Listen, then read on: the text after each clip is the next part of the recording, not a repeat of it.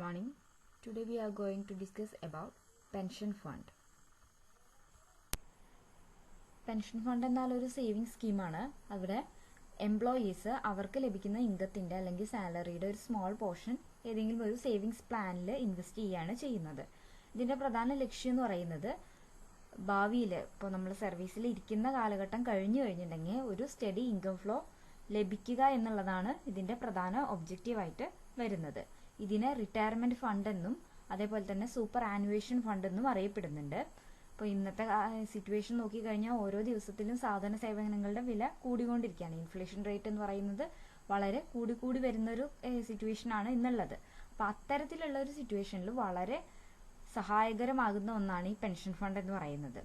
ഇപ്പോൾ നമുക്കൊരു ബാങ്കിൽ ഒരു സേവിങ്സ് അക്കൗണ്ട് ഉണ്ടെങ്കിൽ പോലും നമുക്ക് ഒരു പെൻഷൻ സ്കീം കൂടി ഉണ്ടെങ്കിൽ വളരെ നല്ലതായിരിക്കും. കാരണം എന്താണെന്ന് വെച്ചാൽ ഭാവിയിൽ എപ്പോഴാണ് എമർജൻസി സിറ്റുവേഷൻസ് ഫേസ് ചെയ്യേണ്ടതായിട്ട് വരിക എന്ന് പറയാൻ പറ്റില്ല. അപ്പം അങ്ങനെ ഒരു എമർജൻസി സിറ്റുവേഷൻ വരികയാണെങ്കിൽ നമ്മളെ ഈ പെൻഷൻ സ്കീം ഒരുപാട് സഹായിക്കുന്നുണ്ട്. നമുക്ക് ഭാവിയിൽ ഒരു ഇൻകം സോഴ്സ് ഇല്ലാത്തൊരവസ്ഥ വരികയാണെങ്കിൽ നമുക്കൊരു വരുമാനം വരുന്നതിനും അതേപോലെ തന്നെ ഫാമിലിക്ക് ഒരു സപ്പോർട്ട് നൽകാനും എല്ലാം ഈ പെൻഷൻ പ്ലാന് ഒരുപാട് സഹായകരമായിരിക്കും. ഇന്ത്യയിൽ പെൻഷൻ ഫണ്ടിന് 2 സ്റ്റേജസ് ആണ് വരുന്നത്. ഫസ്റ്റ് സ്റ്റേജ് എന്ന് പറഞ്ഞെങ്കിൽ നമുക്ക് വരുമാനം കിട്ടിക്കൊണ്ടിരിക്കുന്ന കാലഘട്ടമാണ്. അപ്പോൾ ആ കിട്ടുന്ന വരുമാനത്തിൻ്റെ ഒരു സ്മോൾ പോർഷൻ നമ്മൾ ഇങ്ങനൊരു ഇൻവെസ്റ്റ്മെൻറ്റ് സ്കീമിൽ അല്ലെങ്കിൽ ഒരു സേവിങ്സ് പ്ലാനിൽ ഇൻവെസ്റ്റ് ചെയ്യുന്നു. അതാണ് ഫസ്റ്റ് സ്റ്റേജ് എന്ന് പറയുന്നത്. ഇത് റിട്ടയർമെൻറ്റ് ഏജ് വരെയാണ് ഫസ്റ്റ് സ്റ്റേജ് വരുന്നത്. റിട്ടയർമെൻറ്റ് ഏജ് അറ്റൈൻ ചെയ്ത് കഴിഞ്ഞാൽ സെക്കൻഡ് സ്റ്റേജ് സ്റ്റാർട്ട് ചെയ്യായി. അപ്പോൾ സെക്കൻഡ് സ്റ്റേജിൽ നമുക്ക് ഈ അടച്ചിട്ടുള്ള തുകയുടെ ആന്വിറ്റീസ് തിരിച്ചു കിട്ടാൻ തുടങ്ങും. അത് മരണം വരെ ആ ഒരു ആന്വിറ്റീസ് നമുക്ക് കിട്ടിക്കൊണ്ടിരിക്കും. പെൻഷൻ ഫണ്ടിനെ ചില രാജ്യങ്ങളിൽ സൂപ്പർ ആനുവേഷൻ ഫണ്ട് എന്ന് അറിയപ്പെടുന്നുണ്ട്. ഇവിടെ ഫണ്ട് പ്രൊവൈഡ് ചെയ്യുന്നത് അല്ലെങ്കിൽ ഈ ഫണ്ട് പേ ചെയ്യുന്നത് ഒന്നുകിൽ എംപ്ലോയീസ് ആയിരിക്കാം, അല്ലെങ്കിൽ എംപ്ലോയേഴ്സ് ആയിരിക്കാം, അല്ലെങ്കിൽ രണ്ടുപേരും പേ ചെയ്യുന്നുണ്ടായിരിക്കും.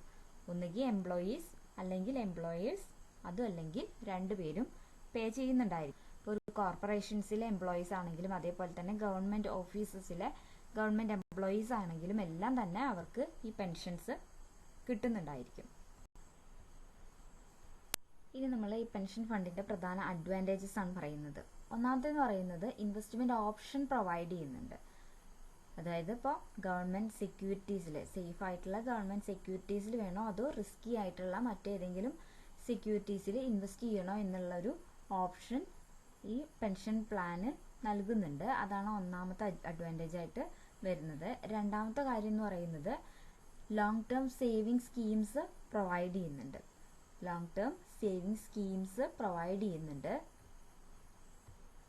മൂന്നാമത്തെ അഡ്വാൻറ്റേജ് ആയിട്ട് പറയുന്നത് നമുക്ക് എങ്ങനെ ഇത് പേ ചെയ്യാം എന്നുള്ളത് തീരുമാനിക്കാവുന്നതാണ്. അതായത് ഇപ്പോൾ ഒരു ലംസം എമൗണ്ട് ആയിട്ട് ഇൻവെസ്റ്റ് ചെയ്യണോ അതല്ലെങ്കിൽ ഡിഫേർഡ് ആനുവിറ്റി പ്ലാൻ ആയിട്ട് ഇൻവെസ്റ്റ് ചെയ്യണോ എന്നുള്ളതൊക്കെ നമുക്ക് ചൂസ് ചെയ്യാവുന്നതാണ്.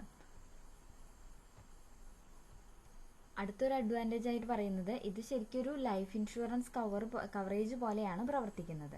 എന്താണെന്ന് വെച്ചിട്ടുണ്ടെങ്കിൽ ഇപ്പോൾ ഒരാളുടെ മരണം സംഭവിക്കുക അല്ലെങ്കിൽ അയാൾ റിട്ടയർ ആവുക ഏതാണോ ആദ്യം സംഭവിക്കുന്നത് ആ ഒരു സമയത്ത് ഇത് ലംസം എമൗണ്ട് ആയിട്ട് തിരിച്ച് ലഭിക്കുന്നുണ്ട്. അതേപോലെ ഇവർക്ക് ഈ പെൻഷൻ പോളിസി ഇൻവെസ്റ്റ് ചെയ്യുന്നത് എങ്ങനെയാണോ അതിനനുസരിച്ചിട്ട് ഈ ഒരു എമൗണ്ട് തിരിച്ച് കിട്ടുന്നുണ്ട്, ആവശ്യ ഘട്ടങ്ങളിൽ തിരിച്ച് കിട്ടുന്നുണ്ട്. അതുകൊണ്ട് തന്നെ ഇതൊരു ലൈഫ് ഇൻഷുറൻസ് കവറേജ് പോലെയാണ് പ്രവർത്തിക്കുന്നത് എന്നുള്ളതാണ് അടുത്ത അഡ്വാൻറ്റേജ് ആയിട്ട് പറയുന്നത്. പിന്നെ ഒന്ന് പറയുന്നത് എന്താണെന്ന് വെച്ചിട്ടുണ്ടെങ്കിൽ it negates effect of inflation. ഒരു പെൻഷൻ പ്ലാനിൽ നമ്മൾ ഇൻവെസ്റ്റ് ചെയ്യുകയാണെങ്കിൽ നമുക്ക് ഇൻഫ്ലേഷൻ്റെ ഇഫക്റ്റൊക്കെ ഒരു പരിധി വരെ കുറയ്ക്കാനായിട്ട് സാധിക്കുന്നുണ്ട്. അത്ര തന്നെ അങ്ങോട്ട് ബാധിക്കില്ല എന്നുള്ളതാണ് ഈ പെൻഷൻ പ്ലാനിൽ ഇൻവെസ്റ്റ് ചെയ്യുന്നത് കൊണ്ടുള്ളൊരു ഗുണം എന്ന് പറയുന്നത്.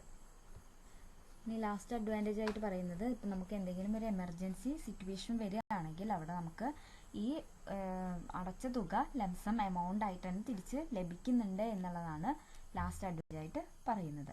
അപ്പോൾ ഇത്രയാണ് ഇതിൻ്റെ അഡ്വാൻറ്റേജസ് ആയിട്ട് വരുന്നത്. ഒന്ന് option in investment, then long term savings, choose how you want to get paid, work as a life insurance cover, neglect the effect of inflation, assess a lump sum amount during an emergency. ഇനി ഇതിൻ്റെ പ്രധാന disadvantages ആണ് പറയുന്നത്. ഒന്നാമത്തെ disadvantage ആയിട്ട് പറയുന്നത് ഇതിൻ്റെ amount of tax deduction എന്ന് പറയുന്നത് വളരെ ലിമിറ്റഡ് ആയിരിക്കും. ടാക്സ് ഡിഡക്ഷൻ എമൗണ്ട് വളരെ ലിമിറ്റഡ് ആണ് എന്നുള്ളതാണ് ഒന്നാമത്തെ ഡിസഡ്വാൻറ്റേജ് ആയിട്ട് പറയുന്നത്. 1961 ഇൻകം ടാക്സ് ആക്ട് പ്രകാരം ലൈഫ് ഇൻഷുറൻസ് പ്രീമിയത്തിൻ്റെ മുകളിൽ വരുന്ന മാക്സിമം അലൗഡ് ഡിഡക്ഷൻ എന്ന് പറയുന്നത് 1.5 lakh മാത്രമാണ്. വെറും 1.5 ലക്ഷം മാത്രമാണ് ലൈഫ് ഇൻഷുറൻസ് പ്രീമിയത്തിൻ്റെ മുകളിൽ വരുന്ന മാക്സിമം അലൗഡ് ഡിഡക്ഷൻ എന്ന് പറയുന്നത്. അതുകൊണ്ട് തന്നെ നമുക്ക് എന്ത് പറയാം, ടാക്സ് ഡിഡക്ഷൻ എമൗണ്ട് എന്ന് പറയുന്നത് വളരെ ലിമിറ്റഡ് ആണ്. അതാണ് ഒന്നാമത്തെ ഡിസഡ്വാൻറ്റേജ് ആയിട്ട് വരുന്നത്.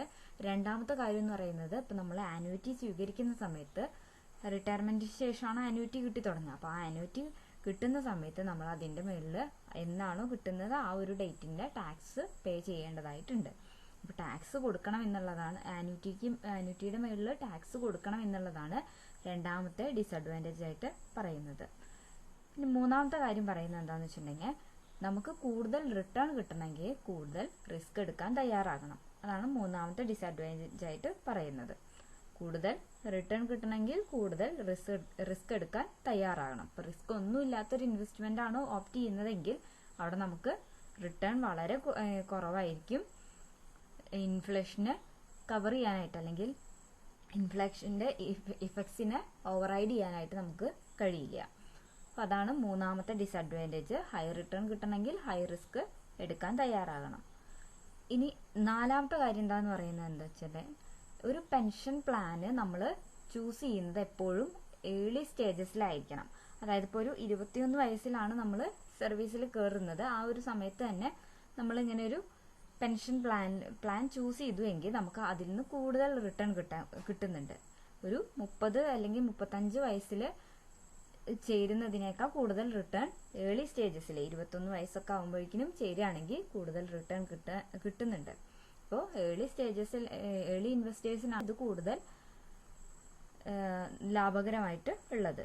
ലേറ്റർ സ്റ്റേജിലാണെങ്കിൽ അവർക്ക് ഇതിൽ നിന്ന് കാര്യമായ നേട്ടമൊന്നും കിട്ടാനുണ്ടാവില്ല. ഇത്രയാണ് മെയിൻ ഡിസഡ്വാൻറ്റേജ് ആയിട്ട് പറയുന്നത്. ഒന്ന്, ടാക്സ് ഡിഡക്ഷൻ വളരെ കുറവായിരിക്കും. രണ്ടാമത്തെ, ആനുവിറ്റിയുടെ ടാക്സ് കൊടുക്കേണ്ടതായിട്ടുണ്ട്. മൂന്നാമത്തെ, ഹൈ റിട്ടേൺ കിട്ടണമെങ്കിൽ ഹൈ റിസ്ക് എടുക്കേണ്ടതായിട്ട് വരും. നാലാമത്തെ കാര്യം എന്ന് പറയുന്നത് ഏർലി ഇൻവെസ്റ്റേഴ്സിനാണ് കൂടുതൽ നല്ലതായിരിക്കുക.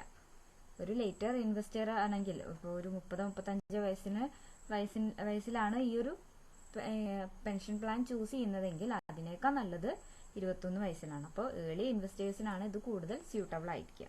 ഇത്രയാണ് ഡിസഡ്വാൻറ്റേജസ് ആയിട്ട് വരുന്നത്. ഇനി നമ്മൾ പെൻഷൻ ഫണ്ടിന്റെ പ്രധാന ഫംഗ്ഷൻസ് ആണ് പറയുന്നത്. ഒന്നാമത്തെ ഫംഗ്ഷനായിട്ട് വരുന്നത് സബ്സ്ക്രൈബേഴ്സിന്റെ പ്രിഫറൻസിനനുസരിച്ച് ഇൻവെസ്റ്റ്മെന്റിന് വേണ്ടി ട്രസ്റ്റി ബാങ്കിൽ നിന്ന് സബ്സ്ക്രൈബേഴ്സ് ഫണ്ട് റിസീവ് ചെയ്യുക എന്നുള്ളതാണ് ഒന്നാമത്തെ ഫംഗ്ഷൻ. സബ്സ്ക്രൈബേഴ്സിന്റെ പ്രിഫറൻസിനനുസരിച്ച് ഇൻവെസ്റ്റ്മെന്റിന് വേണ്ടി ട്രസ്റ്റി ബാങ്കിൽ നിന്ന് സബ്സ്ക്രൈബേഴ്സ് ഫണ്ട് റിസീവ് ചെയ്യുക. അപ്പോൾ ഒന്നാമത്തെ function receiving of subscribers fund ആണ് ഒന്നാമത്തെ ഫംഗ്ഷൻ. രണ്ടാമത്തെ എന്ന് പറയുന്നത് authority and investment policy issue ചെയ്യുന്ന board of pension fund approve ചെയ്യുന്ന ഇൻവെസ്റ്റ്മെന്റ് ഗൈഡ്ലൈൻസിനനുസരിച്ച് സെക്യൂരിറ്റീസിൽ ഫണ്ട് ഇൻവെസ്റ്റ് ചെയ്യുക. സെക്യൂരിറ്റീസിൽ ഫണ്ട് ഇൻവെസ്റ്റ് ചെയ്യുക എന്നുള്ളതാണ് രണ്ടാമത്തെ function, investing the funds in securities. ഇനി മൂന്നാമത്തെ കാര്യം എന്ന് പറയുന്നത് ഇൻവെസ്റ്റ്മെന്റ് കമ്മിറ്റി അതേപോലെ തന്നെ റിസ്ക് മാനേജ്മെന്റ് കമ്മിറ്റിയുടെ രൂപവൽക്കരണമാണ് മൂന്നാമത്തെ ഫംഗ്ഷനായിട്ട് വരുന്നത്. Constitution of investment committee and risk management committee. Investment കമ്മിറ്റിയുടെയും അതേപോലെ തന്നെ റിസ്ക് മാനേജ്മെന്റ് കമ്മിറ്റിയുടെയും കോൺസ്റ്റിറ്റ്യൂഷൻ രൂപവൽക്കരണമാണ് മൂന്നാമത്തെ ഫംഗ്ഷൻ. നാലാമത്തെ എന്ന് പറയുന്നത്